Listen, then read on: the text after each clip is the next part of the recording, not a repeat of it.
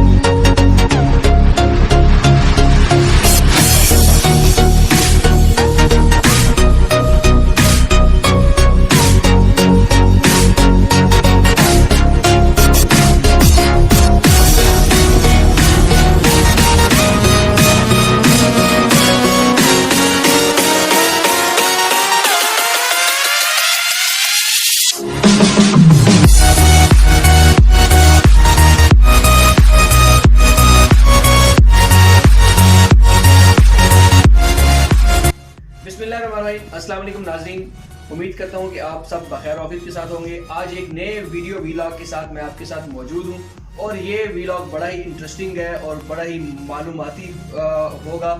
इसमें मैं आपको ऐसी ऐसी चीज़ें दिखाऊंगा जिनका जिक्र आपने सिर्फ किताबों में सुना होगा या कभी आपने इंटरनेट पे सर्च करके उस चीज़ की तस्वीर देखी होगी। वो सारी चीज़ें आज मैं आपको रियल में दिखाने लगा हूँ।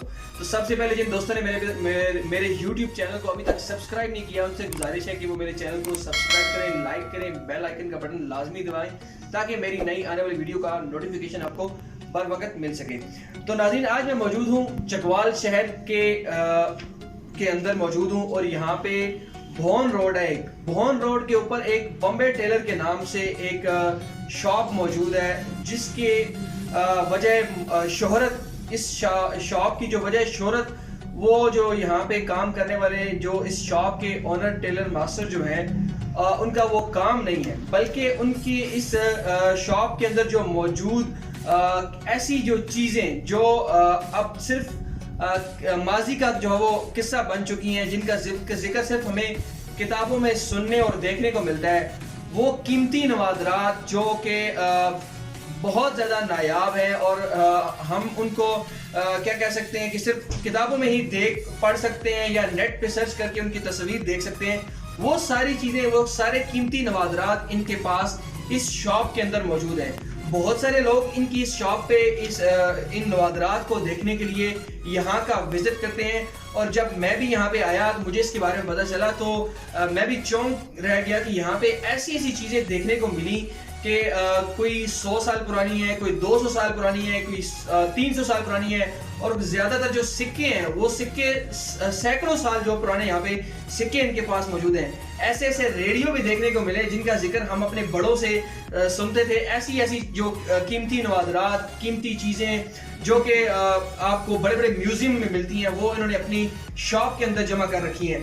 मैं अपने कैमरामैन से कहूँगा, सबसे पहले मैं आपको एक चीज़ दिखाना चाहता हूँ। ये तकरीबन कोई 100 साल पुराना एक हाथों का बना हुआ एक कांटा है जिसका वजन भी काफ़ी ज़्यादा है। ये 300 किलो तक का वजन जो है वो उसको इससे जो है ना वो तोला जा सकता है। ये हाथों का बना हुआ जो कांटा है, ये अब अगर आप देखें, इसके अलावा ये जो मेरे दाईं जानब जो अलमारी बनी हुई है, इसके अंदर कीमती नवादरात, जो कीमती जो क्या कहते हैं बर्तन है, इसके अलावा जो कैमरा जो कि कम 100-150 साल पुराना जो कैमरा, इस तरह की जो चीज़ें मौजूद हैं।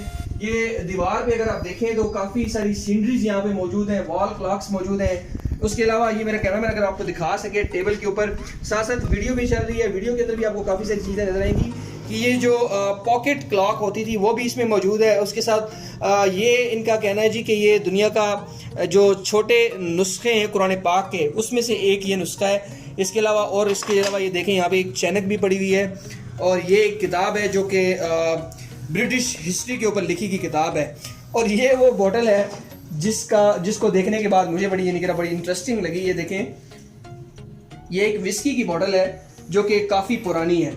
इसके अलावा और भी काफ़ी सारी चीज़ें यहाँ पे मौजूद हैं। ये चमड़े के बने हुए कोई बर्तन है। इसके साथ साथ ये इस दीवार पे आप देखें काफ़ी कीमती नवादरात मौजूद हैं। मज़ीद इन चीज़ों के हवाले से और इन चीज़ों को जमा करने वाले जो इंसान हैं उनसे हम इस हवाले से जान लेंगे। ये एक संदूक है, मेरा कैमरा अगर दिखा सके, ये भी काफ़ी हमें जो है वो एंटीक नज़र आ रहा है। इसके ऊपर जो है वो काफ़ी सारी चीज़ तस्वीरें बनाई हुई हैं बुद्ध मत की, और उसके अलावा जो हिंदू जो तहजीब का आकार भी हमें जो है उसके ऊपर नज़र आता है। इसी हवाले से मज़ीद हम बात करेंगे जो हमारे इस शॉप के जो ओनर है बॉम्बे टेलर के अब्दुल बारी साहब। अच्छा अब्दुल बारी साहब, आप ये बताएं कि आप एक टेलर मास्टर हैं, आपको ये शौक कैसे पैदा हुआ कि आपने इतना जो अपनी शॉप को एक म्यूजियम की शक्ल दे दी? ये मेरा वालिद साहब जो थे उनके ये ताला है उनके, ठीक है जी, ये उन्होंने अपनी शॉप पे लगाते थे। अच्छा, ये ताला भी आप अगर देखें नाज़रीन कि ये ताला भी मैंने पहली बार देखा, अपनी ज़िंदगी में पहली बार देखा है। इस ताले के हवाले से बताइएगा जी। ये 1952 में वालिद साहब अपनी शॉप पे लगाते थे, और ये जो है ना मैंने फिर इसको संभाल के रखा। फिर इसके बाद मुझे शौक पैदा हुआ, ठीक है, फिर मैंने और चीज़ें इकट्ठी की। अच्छा, आपको कितना टाइम लगा ये सारी कीमती नवादरात को जमा करने? 40-45 साल। 40 से 45 साल इन सारी चीज़ों को इकट्ठा करने में लग गया जनाब। अभी और भी काफ़ी चीज़ें जो हैं वो मेरे घर पे पड़ी हैं, यहाँ इतनी डिस्प्ले। अच्छा, काफ़ी सारी चीज़ें ऐसी हैं जो कि अच्छी हैं, वो आपने छुपा कर रखी हुई हैं। बिल्कुल, वो इसलिए छुपा के रखी हुई है। एक दफ़ा पहले भी चोरी हुई है यहाँ पे, ठीक है, तो इसलिए मैंने फिर इसको थोड़ा सा। अच्छा, थोड़ा सा हमारे जो देखने वाले हैं उनको बताइएगा इन चीज़ों के हवाले से। यहाँ पे मुझे ये सिलाई मशीन है, इसके हवाले से बताइएगा। ये बहुत पुरानी 95 साल हो गए इसको बने हुए। ये जापान की बनी हुई, ये वर्किंग है, ठीक है। इसमें सिर्फ एक धागा डलता है सिर्फ ऊपर से, नीचे इसमें कोई धागा नहीं, ठीक है। उसके अलावा और ये लाइट्स हैं, ये इंग्लैंड की बनी हुई है, ये USA की बनी हुई है, और ये जर्मनी की है। इस तरह ये पुरानी चीज़ें हैं। ये रशिया की है, ये पेंसिल्स जो है, ठीक है। अच्छा, ये क्या चीज़ है जी, ये ज़रा बताइएगा। ये बॉक्स है, इसमें ये चाकू है रखने के लिए। अच्छा, ये देखिए कोई आपने चाकू जो उसके में छुपा के रखे। अच्छा, ये जो बॉटल्स ऊपर पड़ी हुई है, इन बॉटल्स के बारे में बताइएगा, ये किस चीज़ की? ये भी पुरानी बोतल है, बस ये भी रख ली है मैंने कहीं से, आ नहीं, चलो हमने भी रख ली। अच्छा, ये सारा सामान आपको मिला कहाँ से, कैसे आपने इसको जमा किया? ये जनाब काफ़ी खर्चा करना पड़ता है ऐसी चीज़ों के लिए, बिल्कुल शौक का कोई मोल नहीं होता। तो जहाँ से भी पता चला है कोई चीज़ पुरानी है, दरवाजे हैं, पंजरे हैं, और चीज़ें जो भी है वो मैंने परचेज की है काफ़ी। अच्छा, हमने सुना है कि आपकी इस शॉप का विजिट करने के लिए दूर दराज से लोग आते हैं। बिल्कुल आते हैं, फैमिलीज आती हैं, वो बड़ी तारीफ करती हैं। ये टेलरिंग की शॉप है और आपने इतनी अच्छी चीज़ें लगाई हुई है, तो आप परचेज सेल नहीं करते? मैंने कहा नहीं, सेल नहीं करते, ठीक है। यानी कि यहाँ पे अगर आपके पास कोई बंदा आता है, वो उसको अगर कोई चीज़ पसंद आ जाती है, उसको आप किसी सूरत जो वो देंगे नहीं, देख सकते हैं, तस्वीर बना सकते हैं, लेकिन आप देख नहीं सकते, उसको आप खरीद नहीं सकते।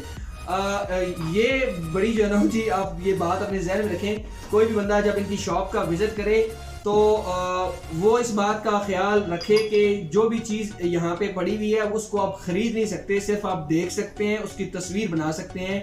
ये अब्दुल बारी साहब हमें भी कोई चीज़, हमें एक चीज़ पसंद आई तो ये हमें भी नहीं दे रहे थे। ये आप बिल्कुल आप इस चीज़ का जहन बना के मत आए कि ये आपको कोई चीज़ दे देंगे। जी सर, ये पुराने पाक है, ये बहुत पुराना नुस्खा है, ठीक है। देखें बहुत छोटा, ये बहुत छोटा सा कुरान पाक है जी, माशाल्लाह। ये कलमी नुस्खात का लिखा हुआ है, ठीक है, ठीक है, नायाब चीज़ है, ठीक है। अच्छा, कुछ और हमें बताइएगा। ये जो मैंने सारी चीज़ें इकट्ठी की हैं, मेरा प्रोग्राम ये है, मैं कलाकार में आर्ट गैलरी बनाऊँ। ज़बरदस्त, अपने शहर के लिए आप कुछ करना चाहते हैं? हाँ, आर्ट गैलरी बने, वहाँ लोग इस्तेफादा हासिल करें, बच्चे जाएँ हैं जी, वहाँ देखें चीज़ें कैसी हैं, ठीक है। अच्छा, ये जो अब्दुल बारी साहब की हमने बात सुनी, मज़ीद इस हवाले से बात करने के लिए मेरे हमरा अभी मौजूद होंगे चकवाल शहर के सीनियर जर्नलिस्ट हैं रियाज अंजम साहब, उनसे भी हम जान लेते हैं। रियाज साहब, आप बताइएगा, क्या चकवाल शहर में अभी तक आर्ट गैलरी नहीं बनी? ऐसे लोगों की क्या हुकूमत को या इंतजामिया को चाहिए नहीं कि वो सरपरस्ती करें? जी बिल्कुल, बॉम्बे इंटरनेशनल एक बिग नेम है हमारे शहर का, और हमारे लिए ये एक प्राउड है टेलरिंग के हवाले से तो है ही है, लेकिन जो इनके पास तारीखी नवादरात हैं वो मैं समझता हूँ एक बहुत बड़ा यहाँ का असासा है, यहाँ का ख़जाना है। तो जिस तरह बारी भाई ने कहा है कि वो कलर कार चूँकि हमारा एक इंटरनेशनल लेवल का एक शहर है, बिल्कुल तारीखी शहर है, वहाँ पे ये आर्ट गैलरी बनाना चाहते हैं। लेकिन मैं जहाँ तक देख रहा हूँ वैसे भी वो टूरिज्म के हवाले से काफी टूरिज्म के हवाले से लोग वहाँ पे सैर सपाटे के लिए आते हैं। करीब हम जाएं तो बन अमीर खातून है, वहाँ से वो सदियों पुराने फॉसिल्स भी वहाँ से दरियाफ्त हुए हैं। तो मैं समझता हूँ कि इनका जो ख्वाब है वो पूरा होना चाहिए।